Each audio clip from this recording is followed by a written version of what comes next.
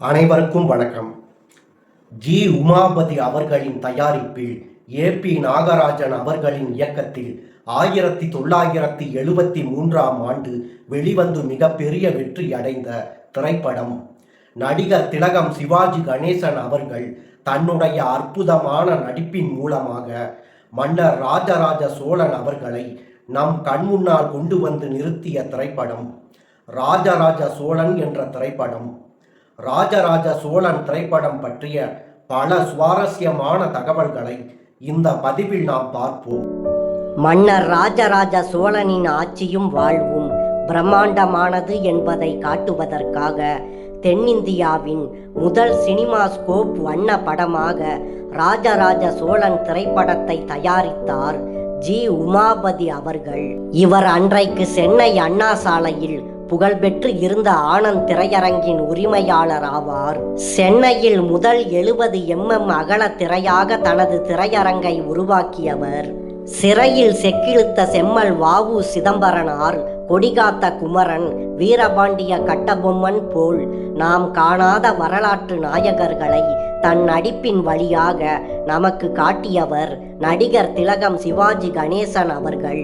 அந்த வரிசையில் 1000 ஆண்டுகளுக்கு முன்பு வாழ்ந்த ராஜராஜ சோழன் இப்படித்தான் இருந்திருப்பார் என்று தனது கம்பீரமான நடிப்பால் நம்மை நம்ப வைத்தார் நடிகர் திலகம் சிவாஜி கணேசன் அவர்கள்.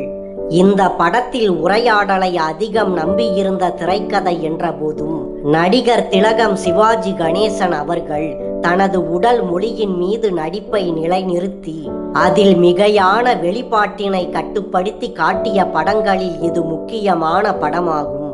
நாட்டு குடிமக்கள் மீது மன்னர் ராஜராஜன் கொண்டிருந்த அக்கறை மற்றும் அவரது சிவபக்தி, எதிரிகளை மன்னிக்கும் தமிழரின் மாண்பை அவர் கடைபிடித்த விதம், எதிரிகளை கையாண்ட ராஜதந்திரம், கலப்பு திருமணத்தை மனத்தடையின்றி ஆதரித்தவர் என திரைக்கதை முழுவதிலும் மன்னர் ராஜராஜனின் புகழ் கொடியை பறக்க விட்டிருந்தனர். இந்த திரைப்படத்தில் ராஜராஜ சோழன் திரைப்படத்தின் திரைக்கதையை இணைந்து எழுதியிருந்தார்கள் அரு ராமநாதனும் இயக்குனர் ஏ.பி. நாகராஜன் அவர்களும். டி.கே.எஸ். சகோதரர்கள் 1945ஆம் ஆண்டில் நாடக ஆசிரியர்களுக்காக நடத்திய நாடக போட்டியில் அரு ராமநாதன் என்கிற 20 வயது இளைஞர் எழுதிய ராஜராஜ சோழன் என்ற நாடகம் 2வது பரிசை பெற்றது.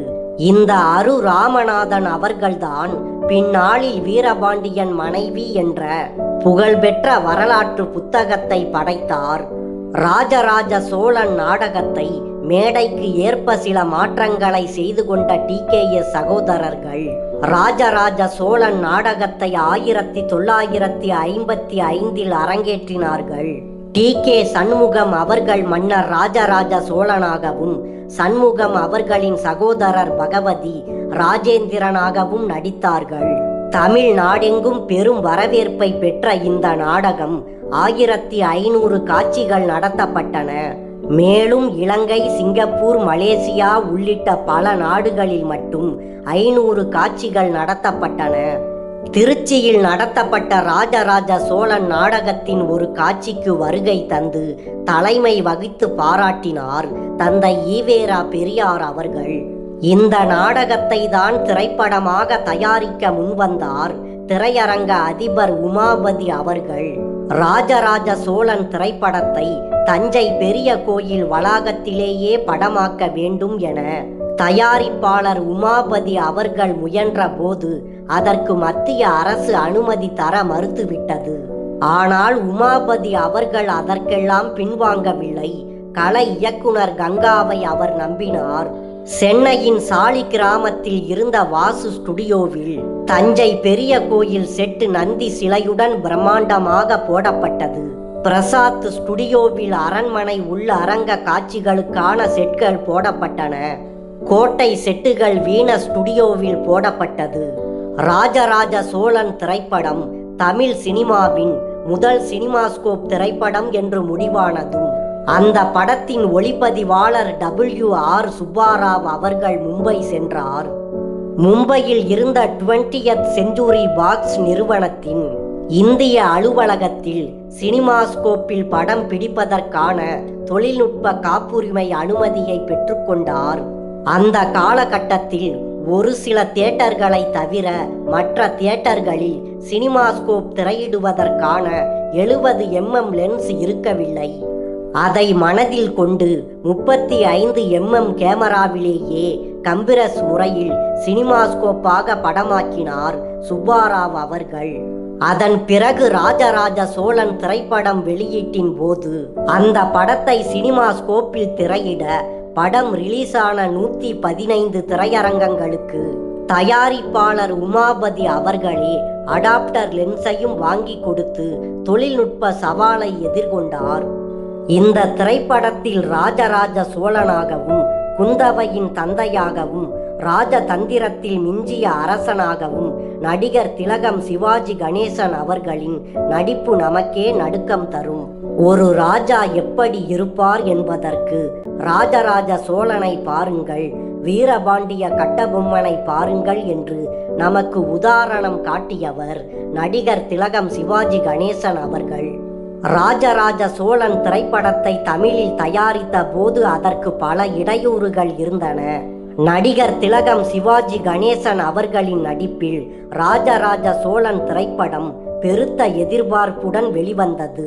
1973ஆம் ஆண்டு தமிழ் திரையுலகின் 35 mm வடிவில் திரைப்படங்களை சிறியதாக பார்த்து வந்த தமிழ் ரசிகர்களுக்காக முதல் சினிமாஸ்கோப் படமாக அகன்ற திரையில் பிரம்மாண்டமாக வெளிவந்தது ராஜராஜ சோழன் திரைப்படம். மன்னன் ராஜராஜ சோழன் தஞ்சை கோயிலை கட்டிய வரலாறு, அத்துடன் ராஜேந்திர சோழன் மற்றும் வேங்கி நாட்டு விடுதலை, விமலாதித்தன், குந்தவை என பல பாத்திரங்களை கொண்டது ராஜராஜ சோழன் திரைப்படம்.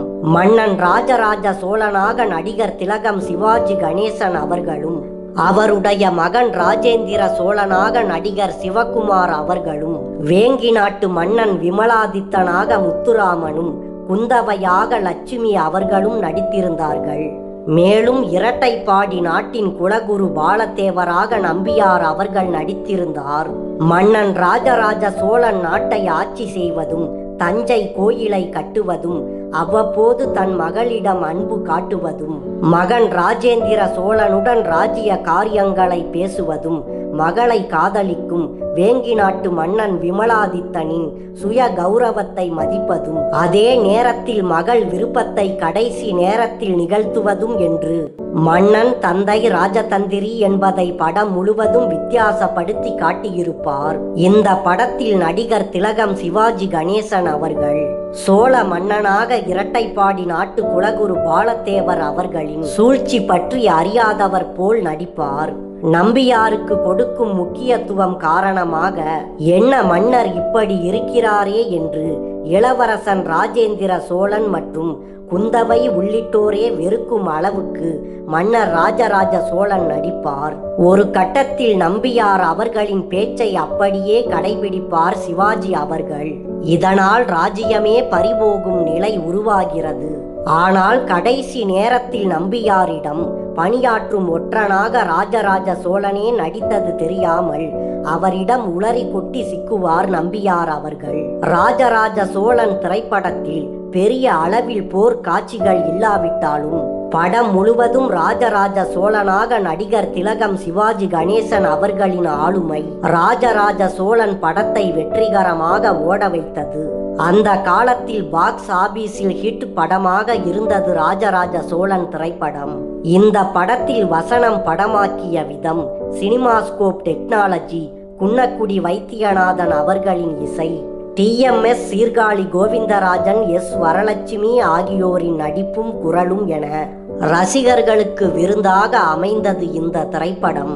நடிகர் திலகம் சிவாஜி கணேசன் அவர்கள் நம்பியார் அவர்களின் சூழ்ச்சியால் வெல்லும் காட்சிகள் ரசிக்கத்தக்கவையாக இருக்கும். இன்றைக்கு அரச கதைகளில் நடிக்கக்கூடிய நடிகர்களின் முக பாவங்களை பார்க்கும்போது ராஜராஜ சோழனாகவும் வீரபாண்டிய கட்டபொம்மனாகவும் அவர்களை நம் கண்முன் கொண்டு வந்து நிறுத்திய நடிகர் திலகம் சிவாஜி கணேசன் அவர்களின் நடிப்பு நமக்கு புரியும்.